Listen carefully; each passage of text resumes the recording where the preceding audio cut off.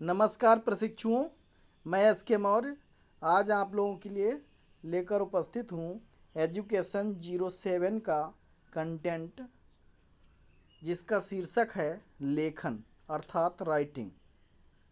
आइए देखते हैं लेखन का अर्थ यानी मीनिंग ऑफ राइटिंग। जब हम अपने विचारों और भावों को लिखकर अभिव्यक्त करते हैं तो उसे लेखन कौशल या लिखित अभियोक्ता कहा जाता है। बालकों से लिखना तभी प्रारंभ कराना चाहिए जब बालक मांसपेशियों पर नियंत्रण रखना सीख चुके हों। लिखने की प्रथम सीढ़ी है चित्रकारी। महात्मा गांधी ने भी इस मत का समर्थन किया था। उन्होंने कहा कि लिखना सिखाने से पहले बालकों को चित्रकला सिखानी चाहिए, क्योंकि अक्षर भी चित्र ही हैं। अतः प्रारंभिक कक्षाओं में बालकों के कद के अनुसार श्यामपट्ट लटका देना चाहिए, जिस पर बालक स्वेच्छापूर्वक मनमाने ढंग से लकीरें खींचता रहे, ताकि उसकी भुजाएं और मांसपेशियां अभ्यस्त हो जाएं। धीरे धीरे काम करते करते उनके हाथ थकने न पाएं। टेढ़ी मेढ़ी लकीरें खींचते खींचते बालक फिर कुछ मोटे मोटे चित्र भी बनाने शुरू कर देते हैं। लिखने के लिए तैयार करने के लिए बालकों की कुछ शक्तियों का विकास शिक्षक को कराना चाहिए। वह बहुत आवश्यक होता है, जैसे निरीक्षण शक्ति, अवलोकन शक्ति का विकास, लिखने की ओर रुचि उत्पन्न करना, लिखने के लिए प्रेरित करना, चित्रकारी के लिए प्रेरित करना, अंगुलियों में लिखने की दृढ़ता उत्पन्न करना, मस्तिष्क और उनकी क्रियात्मक शक्ति को बढ़ाना, ताकि थोड़ा सा काम करने पर उनके नन्हे नन्हे हाथ थकने न पाएं। लिखने की तैयारी हेतु नर्सरी कक्षा में ऐसे खेलों का आयोजन या प्रबंध करना चाहिए, जिससे खेल खेल में ही उनकी मांसपेशियां मजबूत हो जाएं, पुष्ट हो जाएं। प्रायः देखा गया है कि लगभग 3 वर्ष का बालक घर की दीवारों पर टेढ़ी मेढ़ी लकीरें खींचना प्रारंभ कर देता है और उनके माता पिता का कोप भाजक बन जाता है। यदि उसी समय उन्हें सही दिशा निर्देश दिया जाए और आवश्यक सामग्री भी प्रदान की जाए, तो वह अपनी रचनात्मक मूल प्रवृत्तियों को भी आगे बढ़ाकर अपने आप में संतुष्ट रह सकते हैं। और लिखने की तैयारी भी यह नन्हे अनुभवहीन हाथ प्रारंभ कर सकते हैं। अब लेखन शिक्षण में लिपि का क्या महत्व है, लिपि का क्या अर्थ है? यानी प्राचीन काल से ही मानव को अपने भावों, विचारों और उद्वेगों को प्रकट करने, उसको सुरक्षित करने, संरक्षित करने और स्थिर बनाने की आवश्यकता हुई, तो उसने लिपि का आविष्कार किया। जब उसने अपने भावों और विचारों को रेखाओं, चित्रों और चिन्हों आदि से व्यक्त किया, तो उसे ही लिपि कहा गया। इस दृष्टि से देखा जाए तो लिपि का अर्थ होता है लिखावट।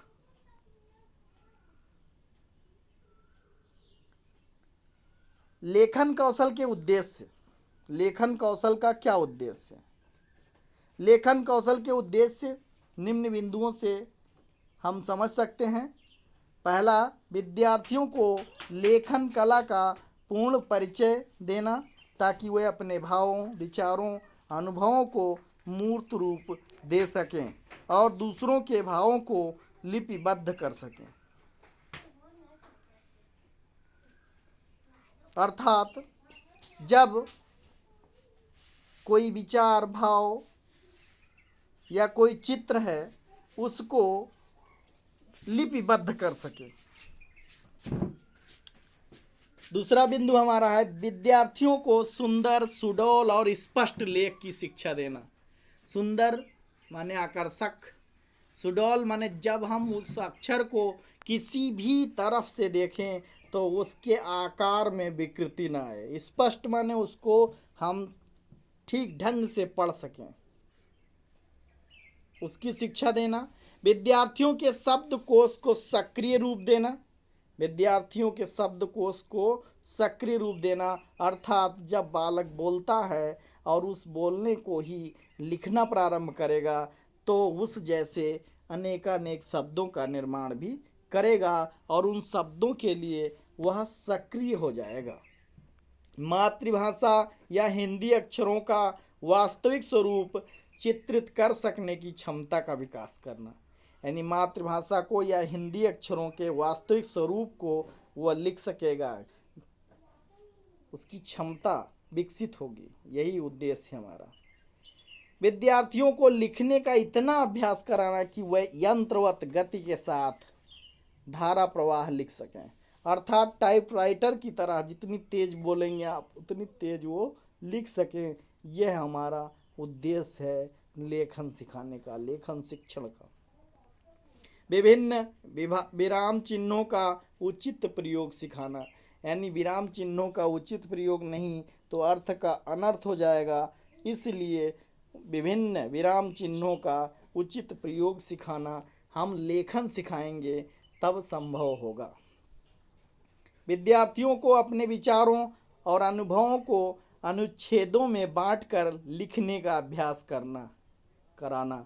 अनुच्छेद अर्थात जो सार्थक ध्वनि है उससे वर्ण, वर्ण से शब्द, शब्द से वाक्य, वाक्य से अनुच्छेद बनते हैं, अनुच्छेद से आप कथानक बनाते हैं, उपन्यास बनाते हैं, कहानी बनाते हैं, कुछ भी आप बनाएंगे, जो मौजूदा रूप है, जो हमारी विधाएं हैं, सभी विधाएं इसी में बंधी हुई हैं।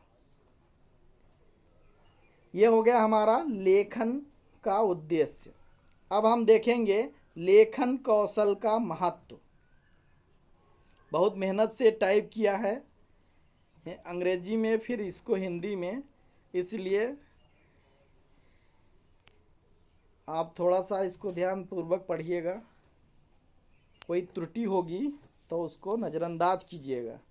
लेखन कौशल का महत्व, इम्पोर्टेंस ऑफ राइटिंग स्किल, यानी भाषा पर अधिकार प्राप्त करने के लिए जिस प्रकार किसी भाषा का सुनना, बोलना, पढ़ना महत्व रखता है, उसी प्रकार लिखने का भी महत्व है। अतः हम इसकी उपेक्षा नहीं कर सकते। लेखन के द्वारा ही हमारी संस्कृति संरक्षित रहती है, हमारे भाव विचार सुरक्षित रहते हैं, पीढ़ी दर पीढ़ी आगे बढ़ते रहते हैं। यदि यह न हो तो ऐसा करना संभव न होगा। लेखन कौशल के महत्व को हम और गहराई से देखें तो निम्नलिखित बिंदुओं के द्वारा हम समझ सकते हैं। पहला बिंदु, विचारों को सुरक्षित करने के लिए लिखित अभियोग्यता की आवश्यकता है। लिखकर हम अपने विचारों को सदियों के लिए स्थायित्व प्रदान कर सकते हैं। यानी विचारों को सुरक्षित रखना है तो हमें लिखने की अभियोग्यता हमारे लिए ज़रूरी है, और लिखकर हम अपने विचारों को शताब्दियों तक स्थायी रूप से रख सकेंगे। ये महत्व है हमारा। दैनिक जीवन का विवरण रखना हो तो भी महत्व है। घर का दैनिक हिसाब किताब रखने के लिए लिखित भाषा का प्रयोग करना पड़ता है। हम का पूरा स्मरण में रख नहीं पाते हैं तो लिखित रूप हमको प्रयोग करना पड़ता है। आधुनिक शिक्षा प्रणाली की प्रमुख विशेषता परीक्षा है, यानी इस समय जो परीक्षाएं होती हैं उसमें भी लिखना रहता है। इसके बिना शिक्षा प्रणाली की कल्पना भी नहीं की जा सकती है। पाठ्य पुस्तकें भी लिखित रूप में होती हैं, और यदि हमें और विद्वानों को लेखन नहीं आएगा, पठन नहीं आएगा, तो शिक्षा प्रणाली भी कल्पना में ही रह जाएगी। लिखित भाषा ही साहित्य के भंडार में वृद्धि करती है। यदि लिपि न होती तो साहित्य भी नहीं होता। यानी लिपि है तो हमारे विचार भाव अंकित होते चले जाते हैं, और नवीन शब्दों का आविर्भाव भी होता है, नवीन विधाओं का आविर्भाव होता है, नई कविताएं, परंपरागत कविताएं आदि का भी परिवर्धन होता है लेखन से। व्यावसायिक एवं औद्योगिक प्रगति का आधार भी लिखित भाषा है। यानी मौखिक रूप से कार्य व्यवसाय में सफलता प्राप्त नहीं की जा सकती। प्रत्येक व्यवसाय में तरह तरह के रिकॉर्ड रखे जाते हैं, रखने पड़ते हैं, और यदि लिखित भाषा का महत्व इसके लिए बहुत ही आवश्यक है, महत्वपूर्ण है। सभी सरकारी कार्यालयों में लिखित भाषा का प्रयोग किया जाता है। मौखिक कुछ नहीं माना जाता है। रिकॉर्ड के लिए लिखित भाषा का ही प्रयोग होता है। ये इसका महत्व लेखन का। कार्यालय तथा न्यायालयों के रिकॉर्ड, निर्णय, नीतियाँ, नियम लिखित भाषा में ही होते हैं। लिखित भाषा ने हमें हमारी प्राचीन सभ्यता तथा संस्कृति तक पहुंचाया है। हमें भी लिखित भाषा द्वारा रचनाओं को अपनी भावी पीढ़ी तक पहुंचाना चाहिए। यदि हम लिख कर नहीं रखेंगे तो हम क्या करना चाहते थे पता ही नहीं किसी को। इस विवेचन से यह स्पष्ट होता है कि मौखिक भाषा मानव जीवन की सभी आवश्यकताओं को पूरा नहीं कर सकती, इसलिए लिखित भाषा का विशेष महत्व है। लेखन कौशल से ही भाषा का कार्य पूर्ण हो पाता है। यानी भाषा का पूरा कार्य करना है तो जब लिख नहीं पाते हैं तो भाषा क्या जानते हैं आप? कुछ नहीं जानते। इसीलिए लिखित भाषा का जब प्रयोग कोई नहीं करता है तो उसको हम लोग कहते हैं निरक्षर। यद्यपि पढ़ लेता है फिर भी उसको निरक्षर माना जाता है। क्यों भाई, आप लोग सहमत हैं इससे कि नहीं सहमत हैं? मेरे ख्याल से तो यही है। यदि आप पढ़ लेते हैं, केवल पढ़ लेते हैं तो अंगूठा लगाएंगे तो निरक्षर ही तो माने जाएंगे। अब हम देखेंगे लेखन की उपयोगिता। यद्यपि लेखन का महत्व ही उपयोगिता को इंगित करता है, आवश्यकता को इंगित करता है, लेकिन फिर भी हम उपयोगिता को और विशेष तौर से देख लेते हैं। उपयोगिता की दृष्टि से मानव अपने अनुभवों और कल्पना शक्ति के भंडार को लिखित अभिव्यक्ति द्वारा चिरकाल से यानी लंबे काल से संचित करता आ रहा है। लिखित अभिव्यक्ति के लिए 4 बिंदु महत्वपूर्ण होते हैं। पहला, सुस्पष्टता, यानी सुंदर स्पष्ट रूप से भाषा लिखी हो, लिपिबद्ध हो, शुद्ध हो, शुद्धता हो। शुद्धता नहीं होगी तो उसका अर्थ का अनर्थ हो जाएगा। क्रमबद्ध हो, पहले कुछ लिख दिया जाए बाद की बात को, और बाद की बात को पहले लिख दिया जाए तो क्या हो जाए, क्रमबद्ध नहीं होगा तो जो अभिव्यक्ति है वो क्या हो जाएगी, उसका अनर्थ मतलब अर्थ का अनर्थ हो जाएगा, इसलिए सार्थकता नहीं बन पाएगी। सुसंबद्धता, यानी वाक्य जो होंगे वो एक दूसरे से संबद्ध नहीं होंगे तो अनुच्छेद और प्रकरण हमारा कैसे कंप्लीट हो पाएगा, इसलिए सुसंबद्धता का होना आवश्यक है। ये हमारी उपयोगिता है। इसके लिए 4 ये बिंदु बहुत महत्वपूर्ण है। Utility of writing. लेखन कौशल को विकसित करने वाले जो ये निम्न गुणों के द्वारा उसकी उपयोगिता और भी बढ़ जाती है। जैसे सुलेख में गतिपूर्वक शुद्ध वर्तनी, उचित विराम चिन्हों का प्रयोग करते हुए लिखना, सरल कहानी, घटनाओं, दृश्यों आदि का लिखित वर्णन करना, ये उपयोगिता है इसकी। कल्पना के आधार पर कहानी, संवाद या कविताएं लिखना, विराम चिन्हों को यथोचित प्रयोग करना, क्रमबद्ध एवं सुसंबद्धता बनाए रखना, भाषा की दृष्टि से अभिव्यक्ति की में संक्षिप्तता लाना, सुलेख, प्रतिलेख तथा श्रुतलेख लिख सकना। इसकी उपयोगिता, यदि लेखन न होता तो हम सुलेख सुंदर लेख कैसे बनाते, प्रतिलेख माने नकल कैसे करके देख देख करके कैसे लिखते, हूबहू बना कैसे बनाते। श्रुतलेख यानी इमला लिखना, बोल कर जो लिखा जाता है, कोई दूसरा बोलता है और हम बिना देखे लिखते हैं, वो श्रुतलेख। सुपाठ्य लेख लिखना, यानी सुंदर पठनीय लेख लिखना भी संभव नहीं होता, ये उपयोग है। लेखन कार्य को यथोचित अनुच्छेदानुसार लिखना, यानी जिस अनुच्छेद में हम पूरी बात जब हो जाती तो अनुच्छेद बदल देते हैं, और इस तरीके से लेखन कार्य को में यथोचित अनुच्छेद के अनुसार हम लिखते हैं। यह भी लेखन कौशल में उपयोगिता है। अब हम देखेंगे लेखन की अशुद्धियों को दूर करने का उपाय।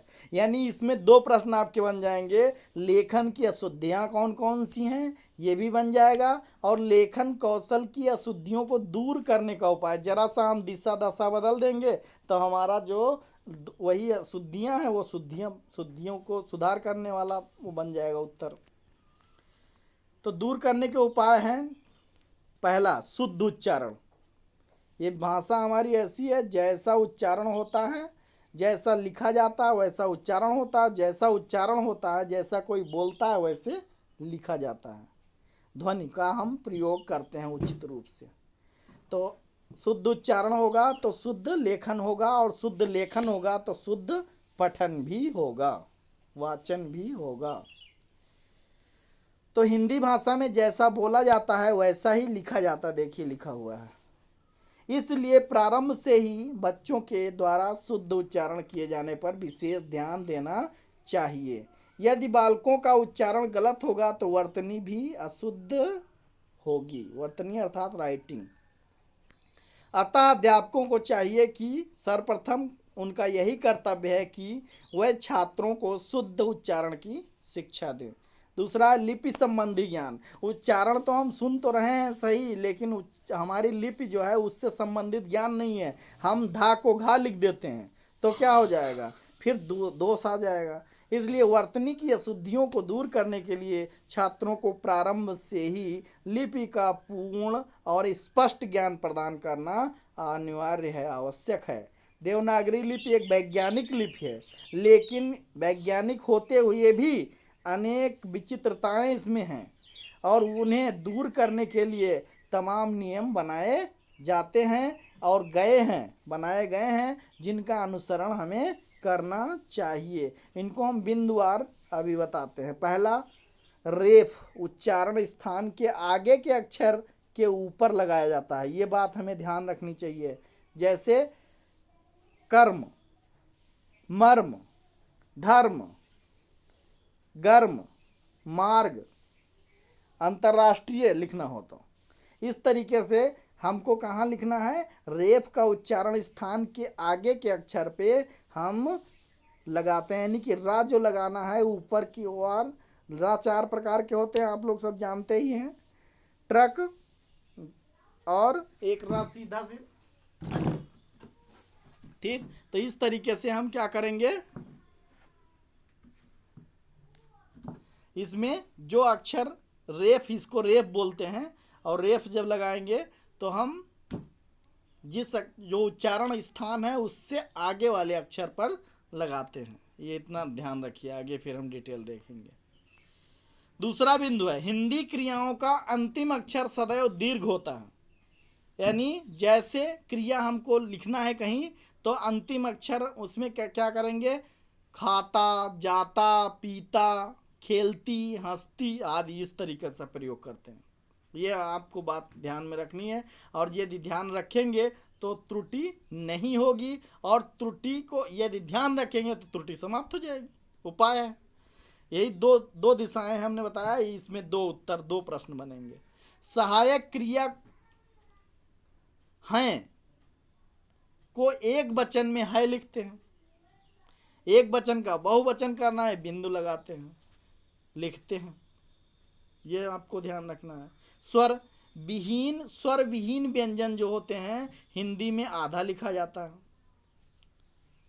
क्योंकि बिना स्वर के उच्चारण नहीं किया जा सकता। ये बात आपको ध्यान में रखनी है। ऊ की मात्रा का, खा, गा, घा आदि व्यंजनों में नीचे लगती है, ये सभी को पता है। लेकिन रा के बीच में, रा की मात्रा जो होती है वो बीच में लगती है रा के। कैसे, जैसे रुई, रूप, गुरु, रुपया, ये आपको ध्यान में रखना है। तो हमारी अशुद्धियां लेखनगत नहीं होंगी, और लिखते समय इन सब बातों का ध्यान रखना चाहिए। दंतव्य, सॉरी, द्वंद्व, द्वंद्व समास के पदों के बीच हाइफन लगाते हैं। हाइफन माने डैश जो लगाते हैं, जैसे सीता राम, राधा कृष्ण, सुख दुख, माता पिता, तो बीच में हाइफन लगा दिए, इसी को हाइफन कहते हैं। और ये द्वंद्व समास के रूप में इसका प्रयोग होता है। तो लेखन में इसे भी ध्यान, सुख दुख यदि नहीं लगाएंगे, कामा लगा दें तो सब कुछ बदलता जाएगा ना, भाव विचार अभिव्यक्ति बदलती जाएगी, उसका अर्थ उचित नहीं निकलेगा। अनुस्वार, अनुनासिक और चंद्र बिंदु का प्रयोग स्पष्ट ज्ञान होना चाहिए। छात्र को इन तीनों में क्या भेद है इसे जानना जरूरी है। इनका प्रयोग किस प्रकार करना चाहिए, अगले चैप्टर में जब चैप्टर आएगा तब इसको और डिटेल देखेंगे। हमने आपको पहले ही पाठ्यक्रम में बता दिया है। अनुस्वार और अनुनासिक, अनुस्वार में चंद्र बिंदु का प्रयोग किया जाता है, अनुनासिक में बिंदु का केवल प्रयोग किया जाता है। और चंद्र बिंदु हम वहां लगाते हैं जिस अक्षर पर कोई मात्रा ना हो, वहीं चंद्र बिंदु लगाते हैं। छात्र को इन नियमों को ध्यान में रखना चाहिए। आखिर डिटेल से हम बाद में ही देखेंगे जब इसका चैप्टर आएगा। इसी संपूर्ण को कहते हैं अयोगवाह, अयोगवाह। छात्र को इनका प्रयोग किस प्रकार करना चाहिए आदि का ज्ञान कराकर वर्तनी संबंधी अशुद्धियों को दूर किया जा सकता है। सुलेख, प्रतिलेख, श्रुतलेख, यह भी बताया मैंने, के द्वारा छात्रों से सुलेख, प्रतिलेख और श्रुतलेख लिखवा कर उनकी वर्तनी संबंधी अशुद्धियों दूर की जा सकती हैं। सुलेख माने सुंदर लिखना, प्रतिलेख माने देख देख करके लिखना, अनुलेख भी वो जो होता है वो भी देख देख कर लिखते हैं हम, और श्रुतलेख माने जो इमला बोलकर अध्यापक लिखवाते हैं प्राथमिक विद्यालयों में।